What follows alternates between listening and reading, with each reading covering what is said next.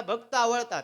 बरं विचारलं कोणते भक्त आवडतात, तर भागवतात पहिल्या क्रमांकाचं उदाहरण दिलं जातं. उद्धवजी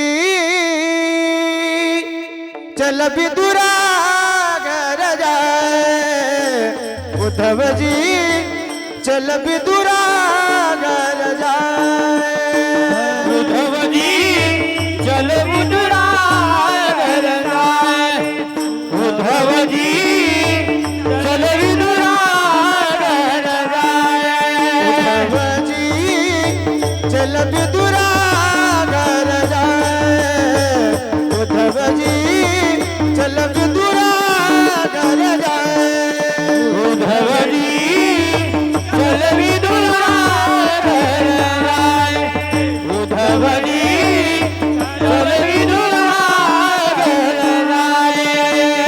शबरी के पैर सुदाम जी के चावल, शबरी के पैर सुदाम जी के चावल, रुचि रुचि भोग लगाए, उद्धव जी चल विदुरा घर जाय, उद्धवजी चल विदुरा घर जाय, उद्धवजी चल विदुरा घर जाय, उद्धवजी चल विदुरा घर जाय.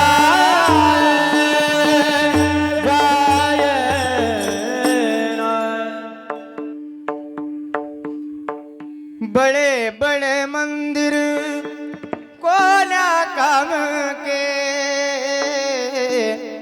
बड़े बड़े मंदिर कोना काम के, भाव अगर नहीं पाए उद्धव जी चल विदुरा घर जाय. परमात्म्याला विदुरजींचं घर आवडलं महाराज. विदुरजीचं नाव काढलं, उद्धवाला राग आला. का? कारण उद्धवानं परमात्म्यासाठी संसाराच्या नावावर तुळशीपत्र ठेवलं होतं. का? कारण देवा व्यतिरिक्त त्याला काही आवडत नव्हतं. मग या गोष्टीचं त्याला खरं वाटलं. त्याच्या मनामध्ये विचारायला की अरे आपण देवासाठी संसार सोडला, पण देवाला आपण आवडत नाही. देवाला आवडणारे त्यांच्यामध्ये त्यांचं नाव तर होतं, पण त्यांचा हा मनातला भ्रम होता की मी देवाला आवडत नाही. मग त्यांच्या मनातला भ्रम काढण्यासाठी परमात्म्याने सकाळच्या वेळेला, पहाटेची वेळ आहे, हस्तिनापुराकडे जाण्याचं ठरवलं. परमात्मा पोहोचले 12-1 वाजेपर्यंत. 12-1 वाजेपर्यंत हस्तिनापुराला पोहोचले. हस्तिनापुरामध्ये एंट्री केल्या केल्या सगळ्या गवळणी, सगळे गोपाळ, सगळे लोक त्या ठिकाणी देवाच्या दर्शनाकरता गर्दी करू लागले. आता हस्तिनापूर म्हटल्यानंतर मोठी नगरी आहे, सगळीकडे धावाधाव चालू आहे, सगळीकडे आरोड्या मारताय, अरे द्वारकाधीश आले, द्वारकाधीश आले, द्वारकाधीश आले. दर्शनाकरता तरफड तरफड चालली आहे. आणि या सगळ्यांच्या गर्दीमध्ये विदुर काका उभे होते शेवटी, सगळ्या गर्दीच्या माग. त्यांना माहिती होतं आपलं तिथं जाणं जवळजवळ अशक्य आहे, कारण गरिबीची परिस्थिती आहे. आणि पूर्वी श्रीमंत लोकांना जेवढा मान होता तेवढा गरिबांना नव्हता. मग परमात्म्याच्या नजरेला नजर मिळवली महाराज. संत म्हणतात, नजरों ने नजरों से मुलाकात कर ली, रहे दोनों खामोश और बात कर ली. डोळ्यातल्या डोळ्यात सांगितलं की हे प्रभू, जब भी आपको समय मिले कृपया इस दास के घर जरूर पधारना. काय म्हटलं? जेव्हा देवा तुला वेळ भेटल, इथून दुर्योधनाच्या महलातून निघाल्यानंतर जेव्हा तुला वेळ भेटेल, या माझ्या गरीबाच्या झोपडीला पाय लावायला तू यायला पाहिजे बाबा, अशी विनंती करतो. आणि बघा, डोळ्यातल्या डोळ्यात सांगितलं आणि परमात्म्याने लगेच ऐकलं. दुर्योधनाकडे गेले, रात्रभर तिथं चर्चा चालली. सकाळी निघाले, सकाळी सकाळी देवाला भूक लागली. दुर्योधनाच्या घरी जेवण सुद्धा केलं नाही, कारण संत म्हणतात, सबसे ऊंची प्रेम सगाई सगाई, दुर्योधन को मेवा त्यागो, साग विदुर घर खाई रे, साग विदुर घर खाई. बाबा स्वरधारण एकही पट्टी चुकली ना लगेच स्वर सुटतो. काय सांगा तुम्हाला, विठाला विठाला विठाला.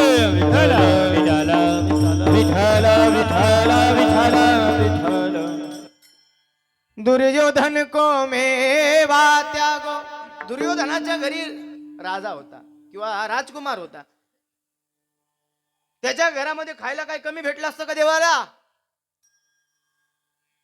पंचपक्वान्न बनवले गेले असते, अनेक पदार्थ बनवले गेले असते, पण परमात्मा तिथं जेवले नाही. परमात्म्यासाठी प्रेम किती महत्वाचं आहे मी हे सांगतोय, भाव किती महत्वाचा आहे मी हे सांगतोय. नीट ऐका. परमात्म्याने तिथनं काढता पाय घेतला. पहाटेची वेळ आहे आणि निघाले बिदुर काकाच्या घराकडं. आणि त्या दिवशी नेमकं झालं काय, पहाटे लवकर काकू उठत होती. त्या दिवशी अचानक काका उठले आणि आंघोळ करून देवदर्शन करता बाहेर गेले. पूर्वी अगोदर कोण उठायचं पहाटे? कोण उठायचं पहाटे? हा, काका उठायचे का काकू? कोण उठे? काकू. आता कोण उठत? काका. का बरं? का बरं? पाणी तापाळ आले. कशी बोलणी म्हणे माय. नाही बरोबर आहे का नाही? उठावंच लागणार आहे. त्या बोल मायची आपण दिनभर कितला का दमेलो आहेत ना. आपले सक्काय मा उठीन राम देनास देनाशी. जर आपण उठणत नाही ते सक्काय मा आपले भाकरी बी भेटावत आहे का नाही? पूर्वी काकू उठत होती, पण त्या दिवशी अचानक काका उठले. पूर्वीच्या माता मावल्या पतीच्या धाकात होत्या. आताच्या माता मावलीने पतीलाच धाकात केलं. काय केलं? पतीला धाकात केलं. कशी गंमत आहे? सकाळी उठविते नवऱ्याला भांडी घासाया बसविते. सकाळी उठविते नवऱ्याला भांडी घासाया बसविते. हात नाही घालीत राखात ग नवरा माझ्या धाकात. हात नाही घालीत राखात ग नवरा माझ्या धाकात. बघन कडाल्यावर कशा हसतात माय मावल्या. ही परिस्थिती आहे. बरं ते काही मनावर घेऊ नका बरं का. तुम्ही म्हणणार महाराज आमची बदनामी करताय तुम्ही, तुम्हाला पटतंय का हे? असं काही नाही आहे. हा विनोदाचा भाग आहे, वजा करा. पूर्वी काकू उठत होती, काकू त्या दिवशी उठल्या नाही. काका लवकर उठले, आंघोळ केली, देवदर्शन करता बाहेर गेले आणि देवाना आवाज दिला, काका आहो काका. काकीनं आंघोळी करत असताना दुर्लक्ष केलं. अगोदर ओळखीचा लागला नाही आवाज. काकी आंघोळ करत बसलेले होते नाहीत. देवाने दुसरा आवाज दिला, काकी आहो काकी. देवाचा आवाज काकीनं ओळखला. बघा महाराज, प्रसंग डोळ्यासमोर ठेवा. ती माय माऊली आंघोळीला बसलेली आहे. देवावरती किती प्रेम असावं, देवावर किती श्रद्धा असावी, देवावर भाव कसा ठेवावा. दादा, आंघोळ करत असणारी काकी क्षणाचा विलंब करत नाही. माझ्या देवाला दारात उभं तरी कसं ठेवावं, त्याच अवस्थेत बाहेर निघाली मोरीतनं आणि पटापटा पटापटा पळते. दरवाजा उघडला. देवाला बसण्याकरता चटई आणली. देवाला खाली बसवलं. चटईवर काकी बसल्या.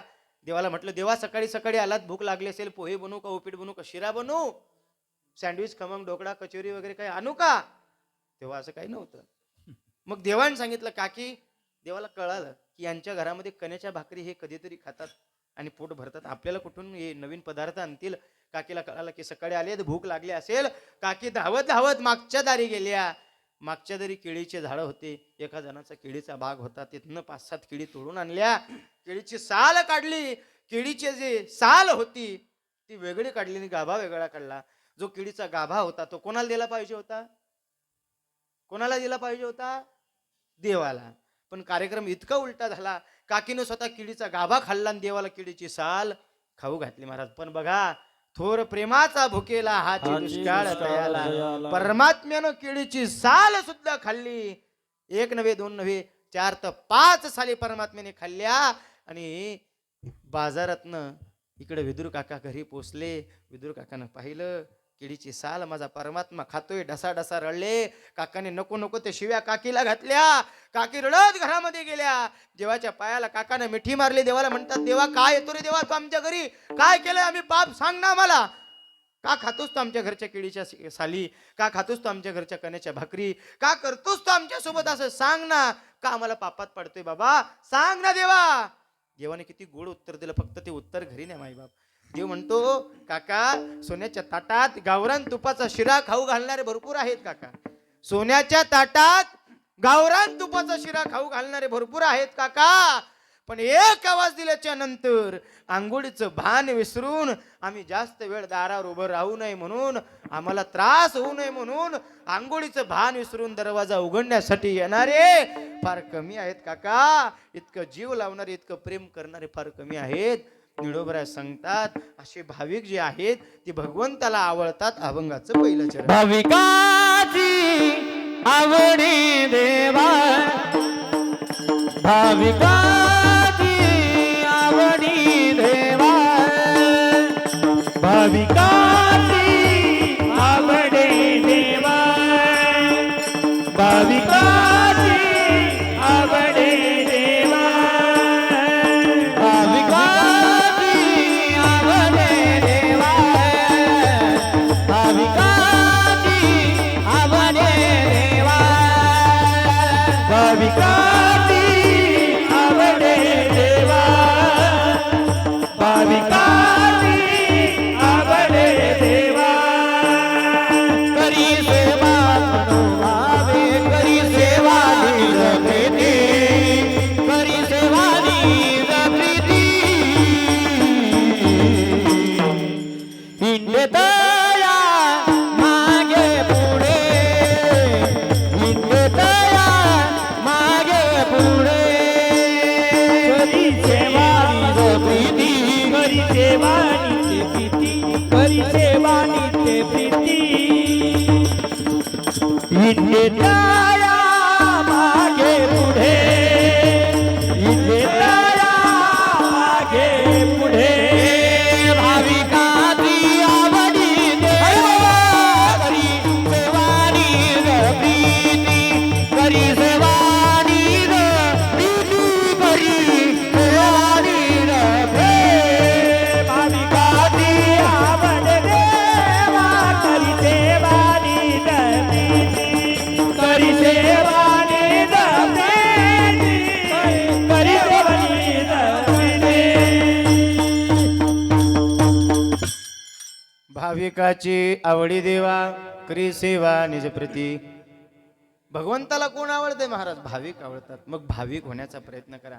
जसे भक्त प्रल्हादजी झाले, जसे ध्रुवजी झाले, हो. ते कशामुळे भाविक झाले हो? भाविक व्हायचंच आहे म्हटल्यावर मग पहिली पायरी काय असली पाहिजे किंवा पहिला टप्पा काय असला पाहिजे? तर जर नीट विचार केला तर सगळ्या संतांच्या सांगितल्याप्रमाणे सांगतो, जर तुम्हाला भाविक व्हायचे किंवा भक्त व्हायचंय तर काय करावं लागेल? संतांच्या संगतीत या, चांगले विचार ऐकण्याचा प्रयत्न करा. जसं त्यांचा उद्धार झाला. कसा उद्धार झाला? संतन की संग लाग रे, तेरी अच्छी बनेगी, अच्छी बनेगी तेरी बिगड़ी बनेगी, अच्छी बनेगी तेरी किस्मत जगेगी. जाग सके तो अब जाग रे, तेरी अच्छी बनेगी. संतन के संग लाग रे, तेरी अच्छी बनेगी. संतन के संग लाग रे, तेरी अच्छी बनेगी. संतन के संग लाग रे, तेरी अच्छी बनेगी.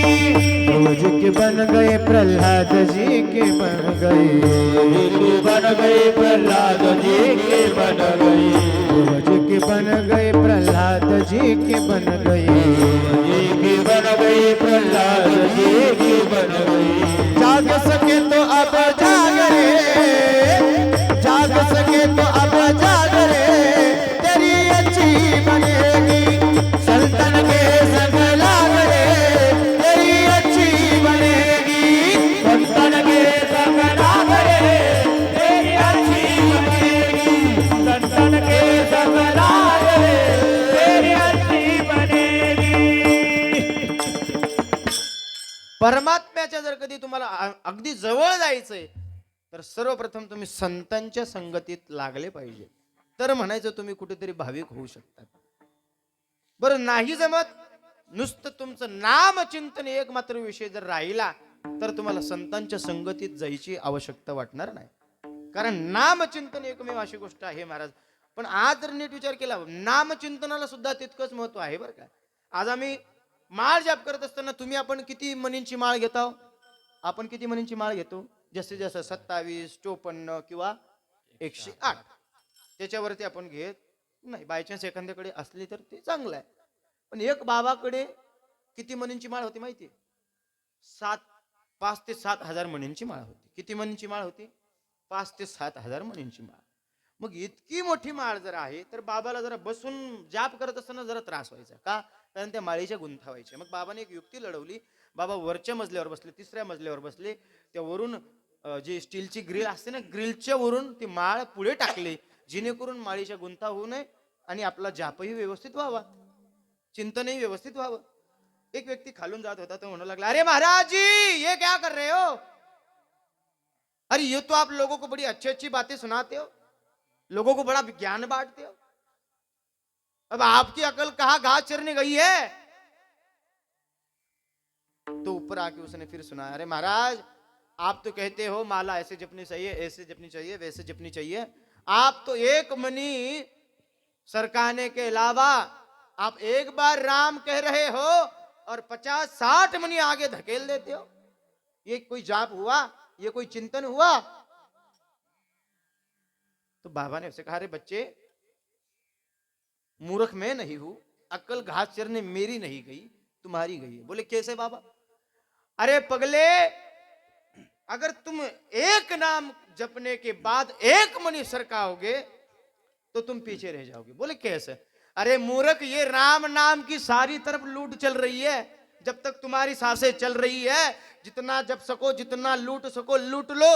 एक एक जपते रह जाओगे तो पीछे रह जाओगे. मेरी तरह एक बार नाम यदि गाओगे और 50 मनी धकेलोगे तो 50 मनी के ही नाम जपने का पुण्य मिलेगा. तो बोले बाबा कैसे? अरे जहां देखो वहां राम नाम की लूट चल रही है, अरे तुम भी हो सके तो लूट लो. तर त्या बाबाने त्याला समजवलं आणि मग त्याच्या डोक्यात प्रकाश पडला. नामस्मरण जरी करताय, राम नावाचं जरी चिंतन करताय, तर अंतःकरणाने जर केलं, एक राम नाव म्हणा, 50 मनी पुढे ढकला, पण मनींची माळ सुद्धा तितकी मोठी असली पाहिजे. पण आम्ही ते करत नाही.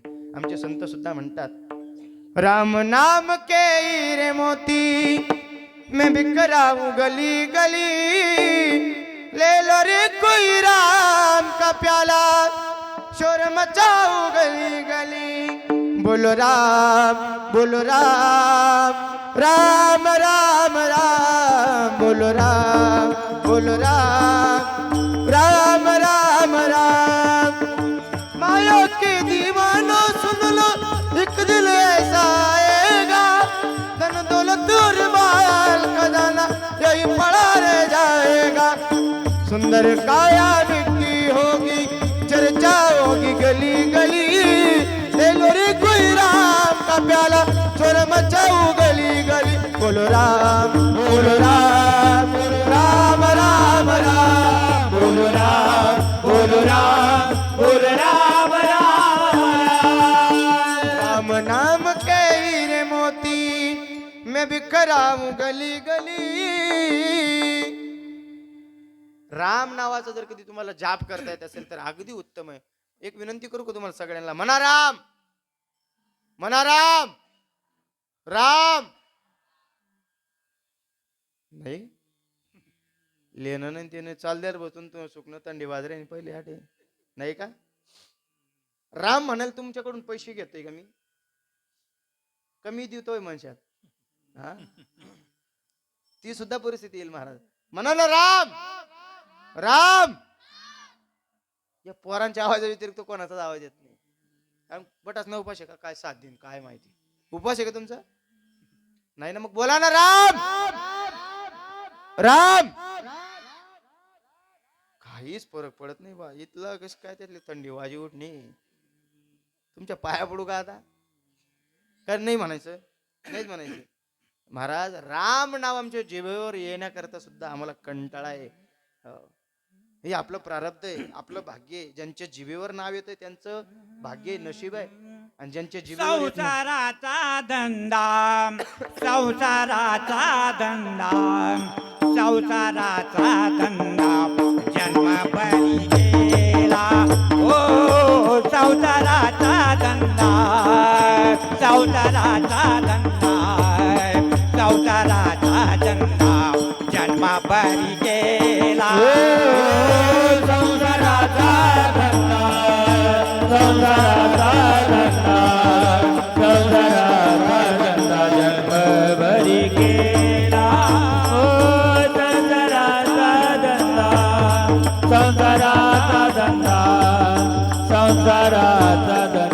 जन्मभरी केला कधी नाही आले मुखी राम नाम कधी नाही आले मुखी राम हो, कधी नाही आले मुखी राम नाम कधी नाही आले मुखी राम राम नाम वाचा राम नाम वाचा राम नाम वाचा सुट नाही गेले हो राम नाम वाचा राम नाम वाचा राम नाम वाचा सुट नाही गेले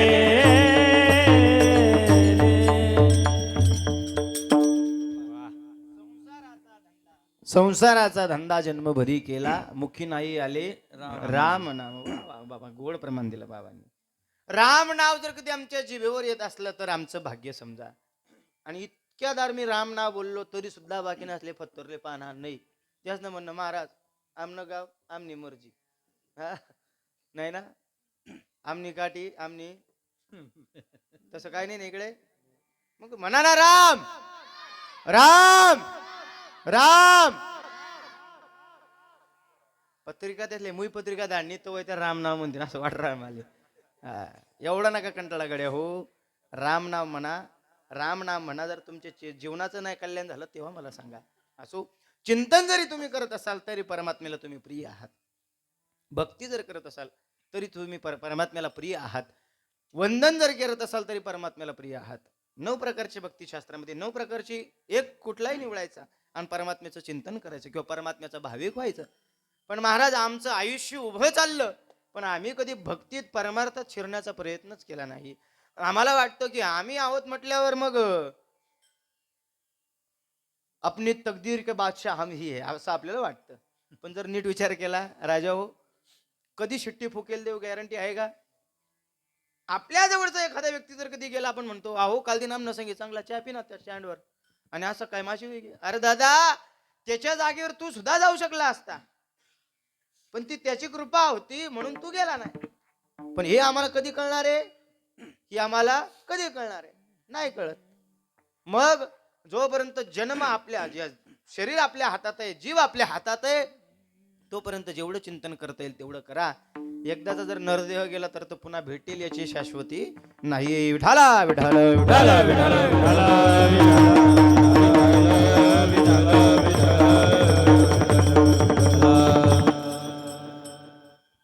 आता महाराज परमात्म्याचा जर कधी भाविक म्हटला तर परमात्म्याची भाविक अनेक होते महाराज अनेक होते. जसे मीराबाई सांगतात ए हेरी मैंने दो नैनन के मोती लिए संजो हेरी मेरा प्रेम दीवानी मारो दर्द न जाने को दर्द न जाने को दर्द की मारी मन वन डोलू दर्द की मारी वन वन डोलू वेद मिला नहीं को वेद मिला नहीं को हेरी मेरा प्रेम दीवानी मारो दर्द न जाने को. मीराबाई म्हणतात ज्याला घाव झालेला असतो त्या घायाळ झालेल्या व्यक्तीची जी गत आहे हे त्यालाच माहिती आहे. ही दुसऱ्याला त्याची गत कळणार आहे का? घायल की गति घायल जाने के कोई घायल हो के कोई घायल हो हेरी मेरा प्रेम दीवानी मारू दर्द न जाने को दर्द न जाने को. परमात्म्याचा जर तुम्ही भक्त होत असाल तर मीराबाई सांगतात मी परमात्म्याची भक्ती केली मी घायाळ झाले परमात्म्याच्या छेवीचं दर्शन केलं मी परमात्म्याच्या त्या एके ठिकाणी आमचे संत म्हणतात की परमात्म्याच्या नजरेला कटारी म्हणतात, कटारी. नैनो की कटारी बारी बारी छुई मुई छतिया से उतर गई, जादू भरी तेरी आंखें जिधर गई, अब पल पलक टरत नहीं तारे, अब पल पलक टरत नहीं तारे. आता परमात्म्याच्या दर्शनामध्ये या ज्या पापण्या आपण म्हणतो ना, पापण्या, याला हिंदीत पलक म्हणतात. काय म्हणतात? पलक. अब पल पलक टरत नाही तारे. परमात्म्याच्या दर्शनामध्ये या पापण्या, या पलक ज्या आहेत, या जो व्यत्यय निर्माण करतात, असं वाटतं यांना कापून फेकून द्यावं. कशाला? कशाला? पापण्या. तुम्हाला तरी हा भाव निर्माण होईल का मनामध्ये? हा त्या गवळणींचा भाव आहे, हा त्या मीराबाईचा भाव आहे. मीराबाई सांगतात, भाविक व्हा, परमात्म्याची भक्ती करा. भक्ती करा. कशी केली? गवळणींनी केली. त्या गवळणी वेड्या झाल्या महाराज देवाच्या भक्तीमध्ये, देवाच्या भजनामध्ये. काय भजन केलं, काय त्या भक्ती केली गवळणींनी, काय भाविक होत्या गवळणी. आणि मी तरी म्हणतो, गवळणी इतका भाव सुंदर, गवळणी इतकी पवित्र भक्ती जगाच्या पाठीवर कोणाला जमली नाही महाराज, कोणाला जमली नाही. किती पवित्र भक्ती केली महाराज. परमात्म्याला नेण्याकरता, परमात्म्याला नेण्याकरता अक्रूरजी आले, वृंदावनामध्ये आले. अक्रूराने रथ सजवलेला आहे, पाहिलं. रात्रभर अक्रूर थांबला. रात्रभर मैया यशोदेला, नंद बाबाला सगळ्यांना समजवलं की हे वसुदेवजींचे सुपुत्र आहेत दोन्ही पण, दाऊदादा सुद्धा आणि भगवान कृष्ण परमात्मा सुद्धा. आणि हळूहळू संपूर्ण ब्रजमंडलामध्ये बातमी पसरली. सगळ्या गोपिका, सगळ्या गवळणी. सकाळ झाली. देवाच्या दर्शनाकरता उभ्या राहिल्या. मैया यशोदा रात्रभर रडतात. मातेनं रात्री काय केलं तुम्हाला माहिती? रात्रभर रडली मैया यशोदा, रात्रभर रडली. भाव काय असावा किंवा भाविक कोणाला म्हणावं हे मी ते सांगतोय, नीट ऐका. मातेने एका ताटामध्ये संपूर्ण पदार्थ ठेवले. दही ठेवलं, तूप ठेवलं, लोणी ठेवलं, माखण ठेवलं, मिश्री ठेवली, बेरी ठेवली, सगळे पदार्थ ठेवले. दुधापासून जेवढे पदार्थ बनवले जातात सगळे ठेवले. वाटीमध्ये सगळं सगळं सगळं एकदम सगळं पद्धतशीर ठेवलेले. देवाला सांगितलं, कृष्णा एक एक एक एक घास तुला जेवढं वाटेल तेवढं या सगळ्या पदार्थांमधनं जेवण कर बाबा. मैया रडते. एक एक घास देवाला मातेने पण भरवला. परमात्म्याने सगळं खाल्लं, हात धुतला. मैया यशोदेने जेवढे पदार्थ होते ते तेवढ्या पदार्थांच्या वरून हातात पाणी सोडलं आणि पदार्थांच्या वरून ताटाच्या आजूबाजूने पाणी फिरवलं. संकल्प सोडला. देवाने विचारलं, मैया काय करते तू हे? मैयाने सांगावं, कृष्णा मी आजपर्यंत माझ्या घरामध्ये जेवढी दुधाचे पदार्थ बनवित होती फक्त तुझ्याकरता बनवित होती. आज तू जाणार, सकाळी उठून तू जाणार, पण उद्यानंतर तू गेल्यानंतर मी आज हा संकल्प घेते, तू गेल्यानंतर हे सगळे दुधाचे पदार्थ माझ्यासाठी विषाचे पदार्थ म्हणून राहतील. मी या पदार्थांमधनं एकाही पदार्थाचा एक कण, एक द्रव सुद्धा माझ्या पोटामध्ये, माझ्या तोंडामध्ये घेणार नाही. मी हा संकल्प घेते. ढसाढसा रडते महाराज. परमात्मा ढसाढसा रडतोय. सकाळ झाली. सगळ्या गोपिका, सगळ्या गवळणी, सगळे गोपाळ, देव आता जाणार, देव आता जाणार. सगळ्या गवळणी मातेला विचारतायत. गवळण म्हणती यशोदेला, कोठे गेला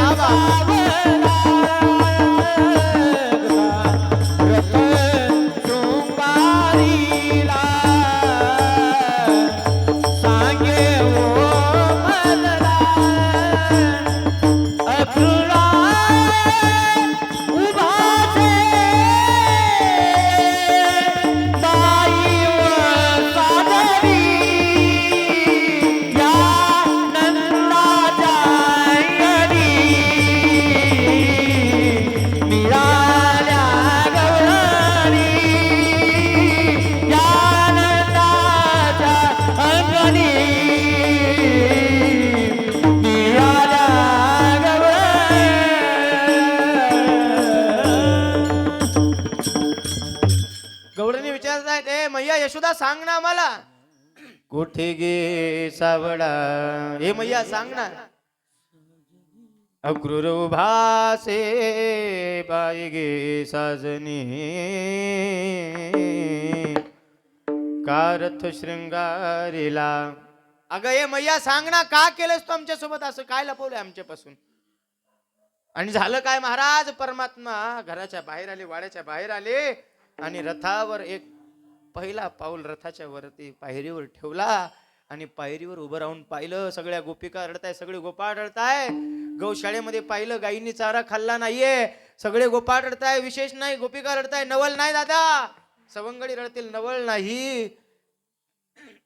गायीच्या गोठ्यांमध्ये पाहिलं, त्या गोशाळेमध्ये पाहिलं, गायीनं चारा खाल्ला नाही, वासरानं दूध पिलं नाही. पक्ष्यांकडे पाहिलं, पक्षाधिकांनी रडावं, वृक्षांनी सुद्धा रडावं. देवरथामध्ये बैसला, अक्रूराने रथ शृंगारिला. देवरथामध्ये बैसला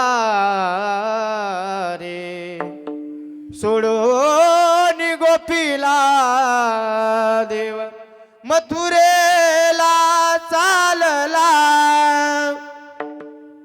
नको नेऊ भगवान अक्रूरा, नको नेऊ भगवान अक्रूरा, नको नेऊ भगवान, भगवान नको नेऊ भगवान, नको नेऊ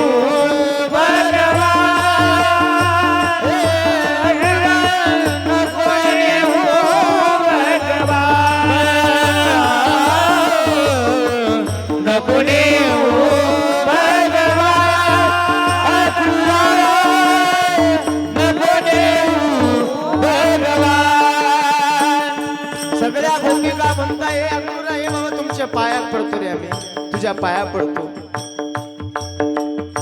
आज जर कधी तू आमच्या कृष्णाला आमच्यापासून हिरवून नेलंस ना, तुला सांगतोय बघ, तुझ्या रथापुढे आम्ही झोपतो, आम्ही आमचं शरीर टाकतो, आम्हाला मारून टाक तुझ्या रथाच्या खाली, आमच्या शरीराचे तुकडे कर आणि मग आमच्या परमात्म्याला ने.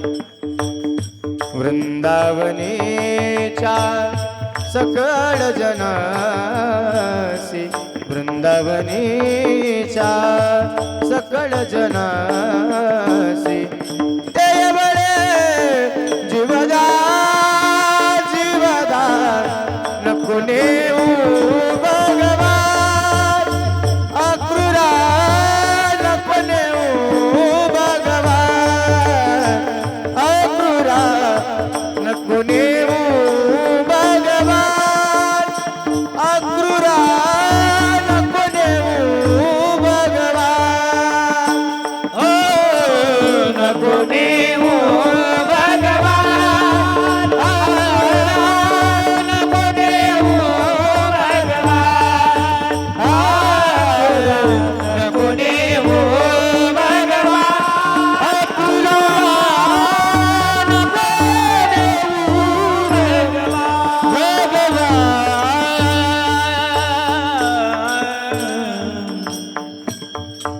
सगळ्या गोपिका रथाच्या समोर उभ्या राहिल्या. परमात्म्याने रथाच्या खाली उतरावं, सगळ्या गोपिकांना नमस्कार करावा, म्हणावं, देवीनो, देवतांसारखी मोठं वय, मोठं आयुष्य प्राप्त करून सुद्धा तुमच्या सगळ्यांच्या उपकारातून मी उतराई होऊ शकत नाही, त्या ऋणातून उरून मी होऊ शकत नाही. पण एवढी माझी विनंती आहे, मला आता तुम्ही जाऊ द्या, मी 2-3 दिवसांनी लगेच तुम्हाला भेटायला परत येतो. विनंती माझी. गोपिका म्हणतायत की अहो विधात स्तवन क्वचित दया, संजोज मैत्र्या प्रणयेन देहिना, स्तास्तार कृतार्थावि अनुच पार्थकं, विक्रीडितं अर्भकचेष्टितं यथा. हे देवा, तू कसा आहे माहितीये? लहान लेकराप्रमाणे. तू कसा आहे देवा माहितीये? लहान लेकराप्रमाणे. लहान लेकराला जर कधी एखादी बाहुली माईबापानं आणून दिली खेळायला, तो खेळतो, तोवर खेळतो, त्याचं खेळून झालं, खूप दिवस झाले तिला खेळून खेळून खेळून खेळून थकला. एके दिवशी हाडूस कन तिला आपटतो, ती बाहुली असते, जे खेळणं असतं त्याचं मुंडकं तुटतं. खेळणाऱ्याला काय आहे, खेळून तो मोकळा झाला, आता तो दुसरी घेऊ शकतो. पण त्याला काय माहिती आहे, हे खेळणं तर आता कामात न गेलं, त्याचा तर जीव गेला ना, त्याचा तर जीव गेला, त्याची शोभा तर गेली ना. तसं तू आमच्या सोबत करतोय, आमच्या सगळ्या जीवांसोबत तू तसंच खेळतोय देवा. जोपर्यंत तुला वाटतंय तोपर्यंत तू आम्हाला जवळ करतोय, जोपर्यंत तुला वाटतंय तोपर्यंत बासुरी वाजवतोय, आम्हाला बोलवतोय, आमच्याशी क्रीडा करतोय, आमच्याशी माखण चोरी लीला करतोय. आणि एकदाच तुझं काम झालं देवा, आता आम्हाला एक विना जीवाचा शरीर, विना प्राणाचं शरीर म्हणून सोडून आज तू टाकून चाललायस देवा. बघा ते गवडणींचे शब्द बघा. त्या गवडणी म्हणतात की हे देवा, का करतोयस तू आमच्या सोबत, असं सांग ना. गवडणी रडतायत. सगळ्या गवडणींना देवाने वंदन केलं, नमस्कार केला आणि सगळ्यांच्या पाया पडावं तेवढ्यात गवडणी बाजूला सरल्या. सगळ्या गवडणींनी जागा दिली. परमात्मा रथामध्ये बसले. परमात्म्याने रथातनं बसून सगळ्यांना नमस्कार केला, वंदन केलं आणि अक्रूरजींना सांगितलं, अक्रूरजी आता रथ तुम्ही वृंदावनाच्या बाहेर न्या. सगळे गोपाळ, सगळ्या गोपिका, सगळ्या गवडणी रडतायत, आता सगळं गोकुळ रडतंय. देवाचा रथ जोपर्यंत जात होता तोपर्यंत पाहतील नवल नाही राजा. देवाच्या रथाची धूळ जोपर्यंत जात होती, उडत होती, तोपर्यंत पाहतील नवल नाही. देवाने रथ वृंदावनाच्या बाहेर आणला, थांबवलं आणि रथातनं उडी टाकली. कदंबाच्या झाडाखाली बसले आणि ढसा ढसा रडावं. परमात्म्याला अक्रूरजीने विचारावं, अरे कृष्ण तुम्ही का रडत आहात, देवा तुम्ही का रडत आहात. अक्रूराला सांगितलं, अक्रूरा मी तुझी विनंती करते बाबा, तुझी विनंती करतो, तुला हात जोडून विनंती करतो, तू पुन्हा एकदा वृंदावनामध्ये जा, गोकुळामध्ये जा आणि सगळ्या गवडींना, सगळ्या गोपाळांना सांगून ये की 2 दिवसांनी 3 दिवसांनी तुमचा कृष्ण पुन्हा परत येईल. जर कधी तू हे सांगायला गेला नाही ना अक्रूरा, तर ते सहज आणि हसत हसत असं रडतच राहतील आणि आपल्या जीवाचा त्याग करतील. फक्त एवढं जाऊन तो निरोप देऊन ये ना बाबा, एवढीच विनंती कर. इकडे गोपाळांनी आणि गवडणींनी काय वृंदावनाची अवस्था केली बघा, जरा नीट ऐका.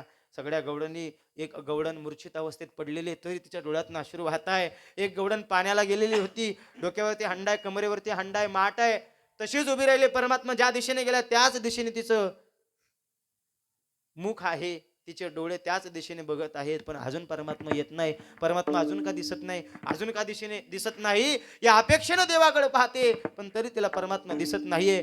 सगळ्या गवडणी कोण काय क्रीडा करते, कोण काय कोणत्या अवस्थेत पडलेले, पण रडणं मात्र एका गवडणीचं थांबलं नाही. रडणं एका गवडणीचं सुद्धा थांबलं नाही. सगळ्या गवडणी रडतायत. एक गवडण म्हणते की हे देवा, का करतोस तू आमच्या सोबत असं, काय चुकलं होतं आमचं. असा तुझा केशवा रुसवा वियोग कारे. असा तुझा केशवा रुसवा वियोग कारे. हृदयातल्या संवेदना, हृदयातल्या संवेदना येऊन जाणकारे. असा तुझा केशवा रुसवा वियोग कारे. नयनीचे अश्रुबिंदू आटोल सार गेले. नयनीचे अश्रुबिंदू आटोल सार गेले. तू दूर का अजूनी, तू दूर का अजूनी, हा दुःख योग कारे.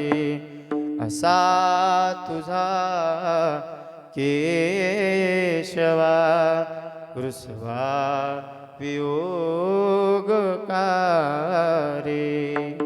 असा तुझा केशवा रुसवा वियोग कारे. ते गवळणचे शब्द ऐकल्या अक्रूराच्या डोळ्यातनं पाणी यावं महाराज. एक गवळण भिंतीकडे तोंड करून चित्रकला त्या ठिकाणी सादर करत होती. तिचं चित्र करण्याचं कौशल्य तिच्यामध्ये होतं, चित्र काढण्याचं. ती एका भिंतीवर भिंतीजवळ पाठमोरी उभी होती आणि ती आपल्या हस्तकलेने परमात्म्याची